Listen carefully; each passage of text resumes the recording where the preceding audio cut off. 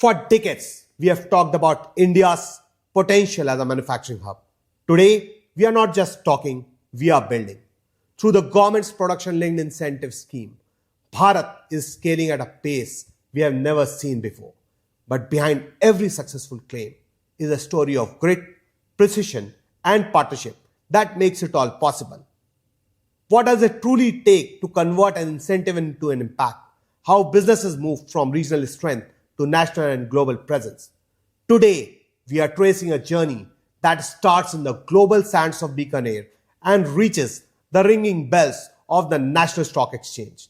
We are talking about a brand that turned the household snack into a global benchmark. Welcome to the EY India Insights podcast.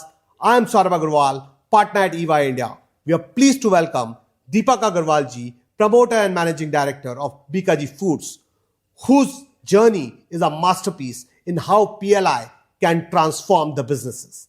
Welcome Deepak ji to our show today. Thank you. Thank you, Deepak ji. So Deepak ji, if we look at, bhujia in India has been a snack which has been very popular. I think your great-grandfathers have been into this business for quite some time, and I'll say decades and centuries.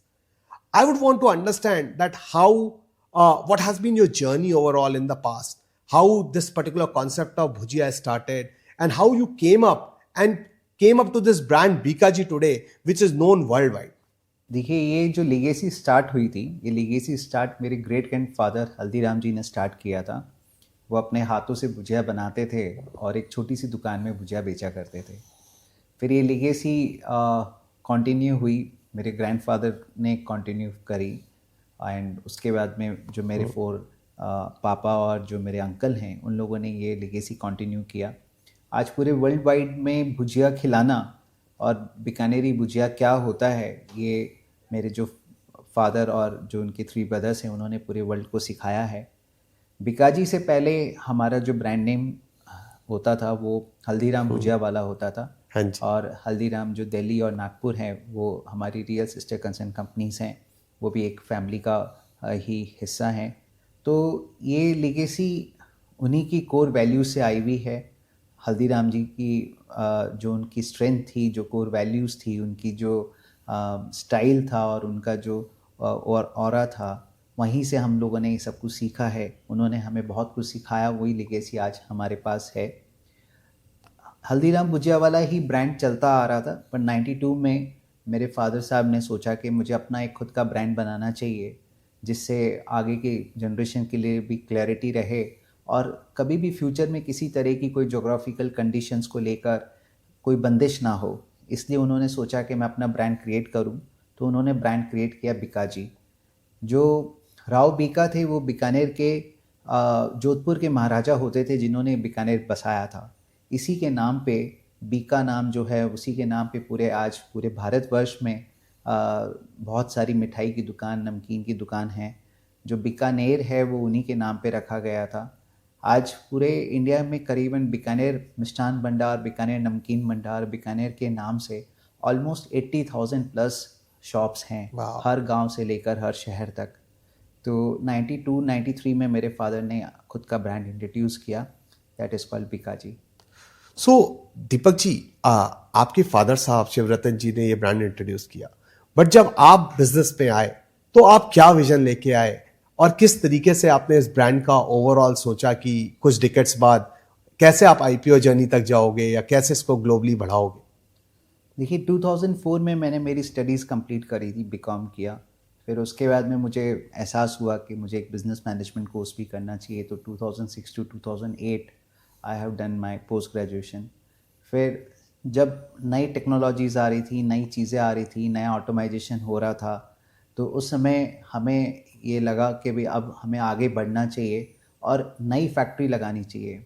1987 में पूरे India में ही नहीं पूरे world में भुजिया industry में सबसे पहले industrial करना और कमर्शियल करना जो फैक्ट्री है वो मेरे फादर साहब ने ही लगाई थी. हाँ, वो फर्स्ट एसोसिएट्स है बहुत सारी चीज़ों के साथ. तो उन्होंने एक कारखाने से एक भुजिया इंडस्ट्री को उसका रूप दिया. और फिर 2008 में 2009 में मुझे लगा कि हमें भी कुछ और और ऑटोमाइजेशन करना चाहिए, नए इंफ्रास्ट्रक्चर की तरफ आगे बढ़ना चाहिए। उस समय हमने QSR आउटलेट का भी सोचा था कि हमें शायद रिटेल सेक्टर में भी एंटर करना चाहिए। हमने मुंबई में रिटेल सेक्टर में एंट्री किया, just like Haldiram's. But around 2011 and 12 I realised कि भाई मैं ये नहीं कर पाऊँगा, मुझे इंडस्ट्री पे ज़्यादा फोकस करना चाहिए, मार्केट पे, डिस्ट्रीब्यूशन पे, अपने वर्क पे।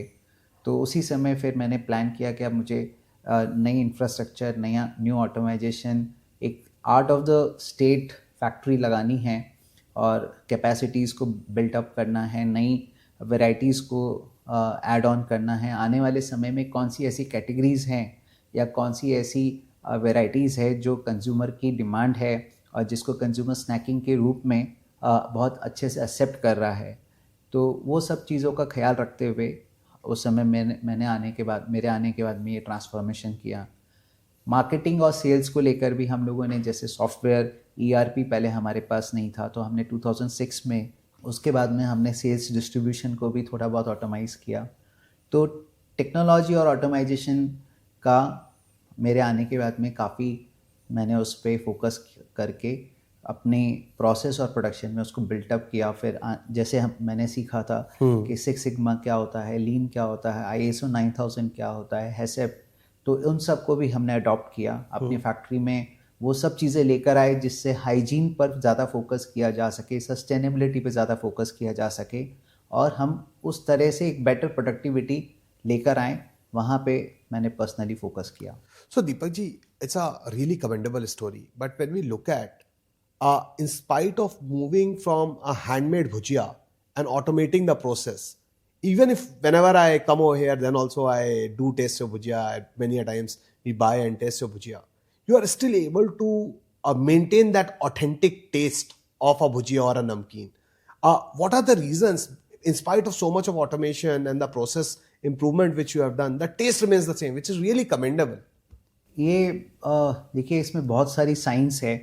हम लोग उसको पीछे वेंडर से कैसे हम अपनी दालों को वो कैसे उसमें इम्प्रूवमेंट करें, किस तरह से हम उसको सॉर्टिंग करके बेटर उसका आउटपुट लें, और फिर इसमें बहुत सारी साइंस और ऑटोमाइजेशन का मिल के हम लोगों ने उस पर बहुत मेहनत करी। हम अपनी हाथ की जो भुजिया, हैंडमेड भुजिया, उसकी ऑथेंटिसिटी खोना नहीं चाहते थे, तो हमने सेम फ्रायर पे वो डेवलप किया। मेरे फादर साहब ने स्पेशली पर्सनली जर्मनी, ऑस्ट्रेलिया, वहाँ पे जाकर फ्रायर्स को डेवलप किया। उन्होंने ट्रायल्स लिए और इस पूरे जर्नी में उन्होंने ये फोकस किया कि हमारी जो स्पाइसेस हैं, हमारी जो इंग्रेडिएंट्स हैं, उसका जो टेस्ट है वो कहीं पे भी बिगड़े नहीं। और आजकल टेक्नोलॉजी से तो और ज़्यादा आसान है आप किसी भी चीज़ को मैच करना। तो थोड़ा ज़रूर टफ रहा कुछ इनिशियल ईयर्स, बट आज की डेट में आप ये पहचान नहीं पाएंगे कि हैंड भुजिया है या ये ऑटोमेटेड भुजिया है। और ऑटोमेशन होने के बाद में हमें एक जो सबसे बड़ा फ़ायदा हुआ कि हम एक अच्छी कैपेसिटी पे पहुंच सके, हम एक अच्छे लेवल पे पहुंच सके। हाथ की भुजिया बनाना आज भी बहुत टफ़ है और हम लोगों ने किसी तरह से मेहनत करके दोनों का टेस्ट बरकरार रखा है। So, sir, when I look at, it's like moving from roots to wings. I think government के PLI scheme has helped the food processing industry quite a lot. Specifically when I look at Bikaji, I still remember जब वो journey PLI की हमने आपके साथ start करी थी, तो एक कॉल से वो जर्नी स्टार्ट हुई थी। On the teams call we talked about many people at that time when I used to go out and talk to many promoters. They used to say PLI is just a mere form filling exercise or a compliance. But what I found was at that time also, we discussed that it is a strategic thing for Bikaji. We need to ensure that we are fitting that benchmarking and ensuring that we are there into that list. Overall, today you are getting an incentive of almost under category 1 of 261 crores is what the government has actually promised you, of which around 94 crores, 200 crores has already come into the kitty. I think जो question इससे निकल के आता है कि PLI scheme ने आपको किस तरीके से हेल्प किया, खासकर उस कोविड के दौर में। आई स्टिल रिमेंबर वो कोविड का दौर था जब टीम ट्रैवल करके यहाँ आई थी, तो किस तरीके से वो PLI स्कीम ने आपके एम्बिशंस को हेल्प किया and you move from more of a regional presence to a national presence and rather your presence increase far more at that moment of time. देखिए, जब 2020 में कोविड का टाइम आया तब बहुत हमें अब सोचने का मौका मिला और घर पे ही रहते थे और बहुत कम फैक्ट्री आना होता था। तो उस समय तक हमारे पास में सिर्फ एक ही लोकेशन पे हमारी मैन्युफैक्चरिंग सेटअप है, वो बीकानेर। तो उस समय ये अब लगा कि अब आने वाले समय में जो सप्लाईज हैं, लॉजिस्टिक्स है, ट्रांसपोर्टेशन है और कुछ ऐसे प्रोडक्ट्स जो जिनका ट्रांजिट कॉस्ट बहुत हायर होता है, तो वो अब हमें कहीं ना कहीं और भी मैन्युफैक्चरिंग करना रहेगा। तो उस समय काफ़ी सोच कर हमने प्लान किया कि अब हमें हमारे जो कोर मार्केट्स हैं जो बहुत दूर हैं यहाँ से, बहुत 2000 प्लस किलोमीटर्स हैं, जिसमें असम आता है, नॉर्थ ईस्ट है, बिहार है, साउथ है, तो वहाँ पे अब हमें और फैक्ट्री सेटअप करनी चाहिए। तो कोविड के दौरान मैंने प्लान किया कि अब मैं सबसे पहले फैक्ट्री एक साउथ में और एक गुवाहाटी में लगाऊंगा और उसका प्लान कर रहे थे।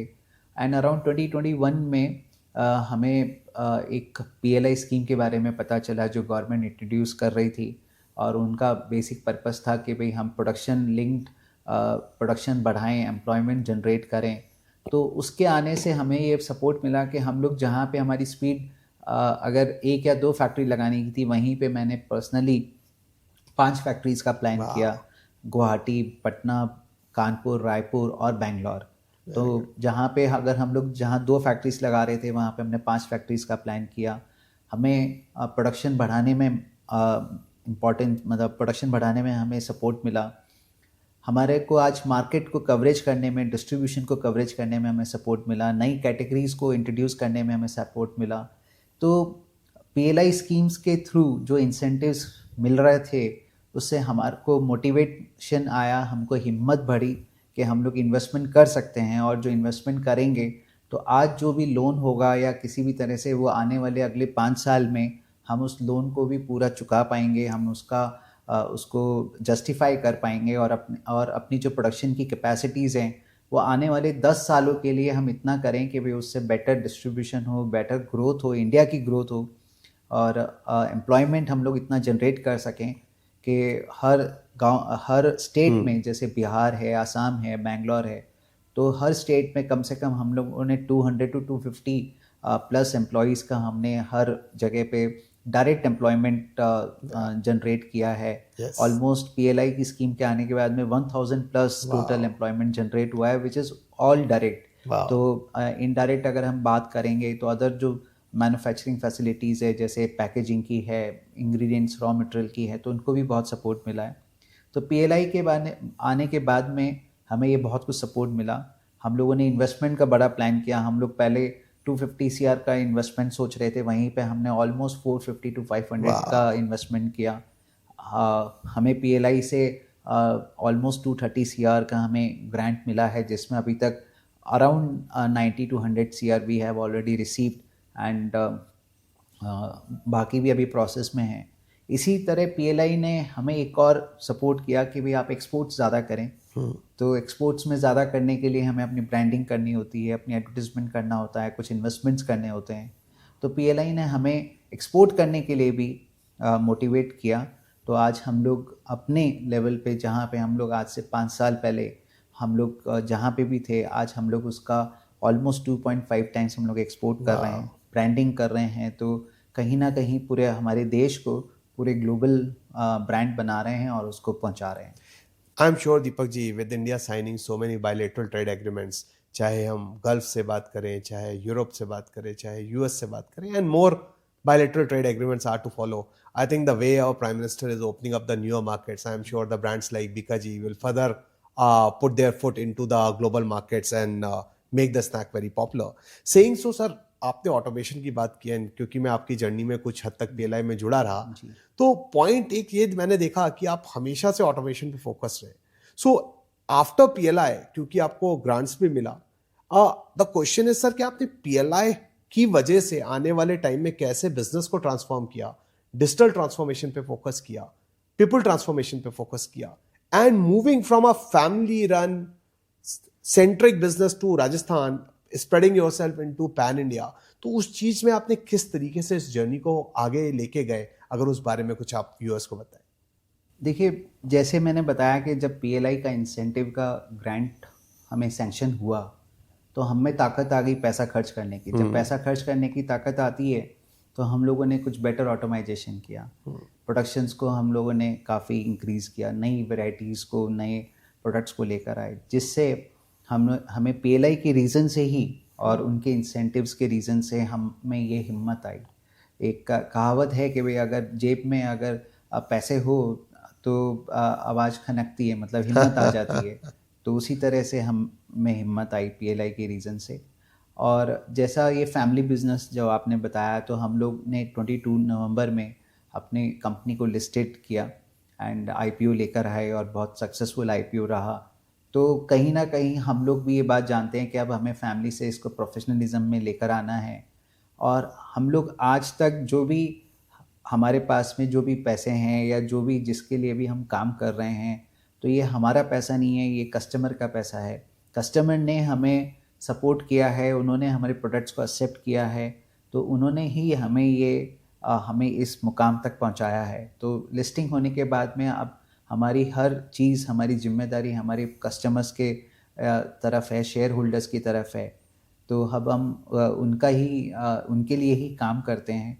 हम लोग एक माध्यम हैं और हम लोग ये ट्राई करते हैं कि इसी तरह से पीएलआई स्कीम्स गवर्नमेंट की समय समय पर, हर समय पे आए, जिससे हम लोग आगे प्लान कर सकें, बड़े अपने इंडस्ट्रियल रूट को पूरे भारत में बड़ा करने की चेष्टा कर सकें। So Deepak ji, your growth story has been very successful and those are the numbers which are speaking for your growth story.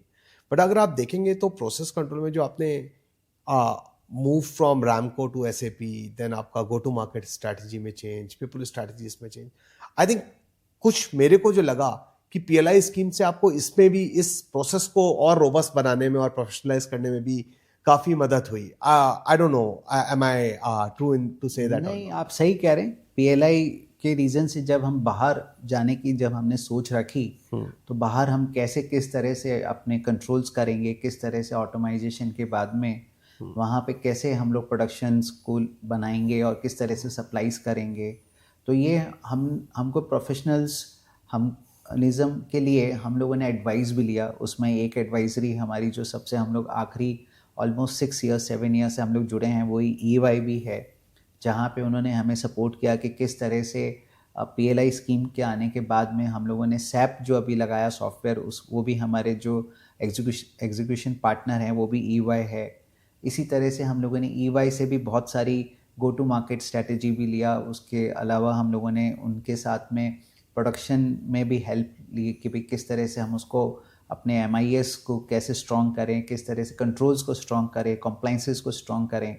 तो हम लोग आज की डेट में अलग अलग कंपनी से कंसल्ट भी करते हैं, जिसमें एक EY भी बहुत इम्पॉर्टेंट रोल प्ले करते हैं, और उनसे भी हम लोग सीखते रहे, बाहर नेटवर्किंग से, अपनी कम्युनिकेशन से, और ज़्यादा सब लोगों से मिलते हैं तो कुछ ना कुछ बात करते हैं। तो उनसे बात करते करते ही सीखा कि भाई किस तरह से आप आगे अपने आप को ट्रांसफॉर्म कर सकते हैं। तो पीएलआई का ज़रूर, चाहे वो प्रोसेस ट्रांसफॉर्मेशन है, चाहे वो मार्केट ट्रांसफॉर्मेशन है, या एक्सपोर्ट के लिए है, या किसी भी तरह के लिए, या एम्प्लॉयमेंट जनरेशन के लिए है, तो एक सपोर्ट मिलने से 10 सपोर्ट मिल जाते हैं। तो डेफिनेटली पीएलआई का तो इसमें बड़ा रोल है ही। दीपक जी, बहुत बहुत धन्यवाद कि आपने EY को ट्रस्ट किया on multiple assignments and we started our journey from the PLI scheme. I always remember that you always say that the team which you have, your people is your key strength and they actually define कि growth actually कहाँ से आएगी। तो एक तो point मेरे को जो हमेशा लगता है कि that your focus has always been to train your people, grow your people and they actually take care of your business. Second thing which we have been seeing of late, that Bikaji has been focused on acquiring newer businesses, some of the startups, whether it is a frozen food business or some of the QSR has been your focus. Maybe do you want to talk about what is your thoughts around people and the manner in which you are looking at acquisitions in future as well as those past acquisitions? Sure. देखिए, people के बिना, team के बिना तो कुछ हो नहीं सकता। आज की डेट में जो सबसे इम्पोर्टेंट अगर कोई फैक्टर है जो पूरी फैक्ट्रीज चलाएंगे, जो पूरी इंडस्ट्री को चलाते हैं, तो मैं एक तो चला नहीं सकता, तो मुझे बहुत सारी टीम की ज़रूरत पड़ती है। And I proud of my team, जिन्होंने पीएलआई ही नहीं, बहुत सारी चाहे हम लोगों ने कंसल्ट किया हो, या मार्केटिंग स्ट्रैटेजी बनाई हो, या फिर किसी भी तरह का काम किया हो एक्सपेंशन के लिए, तो टीम ने मुझे बहुत साथ दिया है। उनके एफर्ट्स बहुत हैं, उनकी डेडिकेशन बहुत है, और मुझे अपनी टीम पे भी बहुत प्राउड फील होता है कि उन्होंने बहुत अभी तक अच्छा काम किया है और आगे इसी तरह से काम करेंगे। तो टीम ने अच्छा काम किया, सभी तभी सारे पेपर्स ऑन टाइम रहे, सभी तभी सारे प्रोसेसेस, सभी तरह की जितनी भी चीज़ें थी वो हम लोग कंप्लाइंसेस को पूरा करते हुए, पूरे नंबर्स को पूरा करते हुए हम लोगों ने वो सबमिट कर पाए और तभी हमें पीएलआई का बेनिफिट मिल रहा है।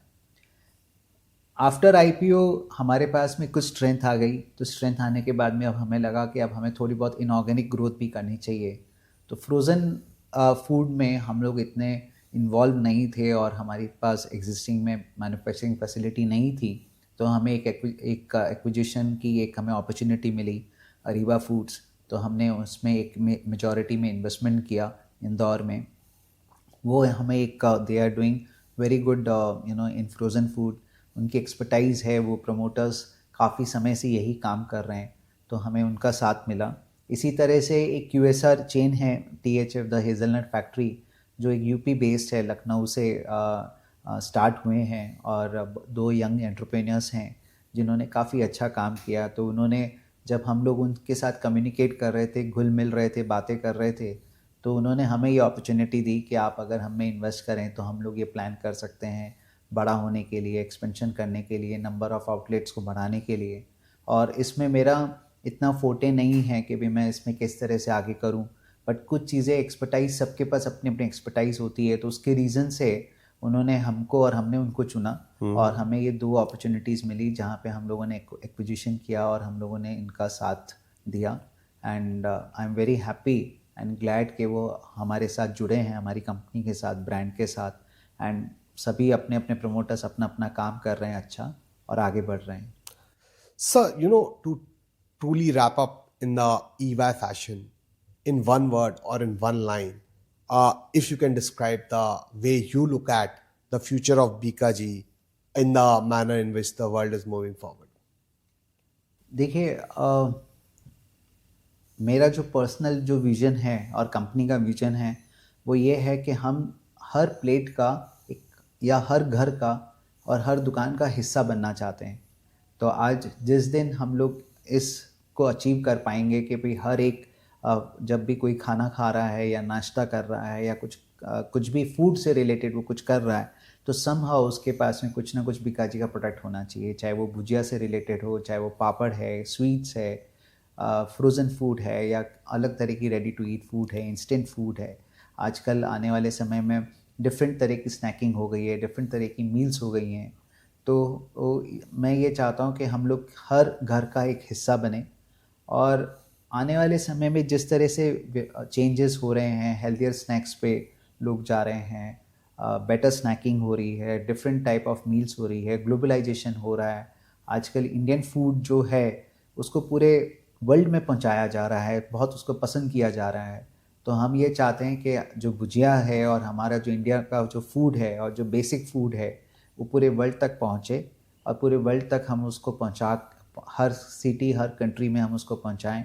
यही हमारा फोर्सिंग विजन है और हम चाहते हैं कि भी फूड इंडस्ट्री में हम लोग कुछ ना कुछ अच्छा काम करते रहें, इंडिया का नाम करते रहें, अपना सपोर्ट करते रहें और अपना योगदान देते रहें, बस यही एक So Deepak ji, if I have to look at the manner so far in the entire interaction, few things have emerged which can be kept in mind by the young entrepreneurs who are eyeing to become the next Bikaji of the world. I would personally say, while government is providing incentives, it's important to do appropriate documentation, compliances, and run it like a PMO in order to get those incentives in a time-bound manner. And it's not just about getting incentives. It's actually ensuring that once the incentives are received, how you are able to put it into a growth engine by putting up new manufacturing, by way of looking at business transformation, digital transformation, people transformation, and overall transform the organization from a family-run organization into a professional-run organization is what I can get to understand from the interactions which I had so far with you. Thank you, Deepak ji, for sharing your insights with us and joining us for the EY Insights podcast. We at EY really value the trust which Bikaji has placed on us in their journey so far. We wish you a great luck for the future, and we want to see Bikaji growing into the export market and actually fulfilling the dream of Bharat Par Nirbhar. Thank you, Deepak ji, for Thank you. joining us. It's Thank you. my pleasure that EY has given me at this platform, and but I trust EY and others that they are a very good partner till now with us, and hope to continue for another decades.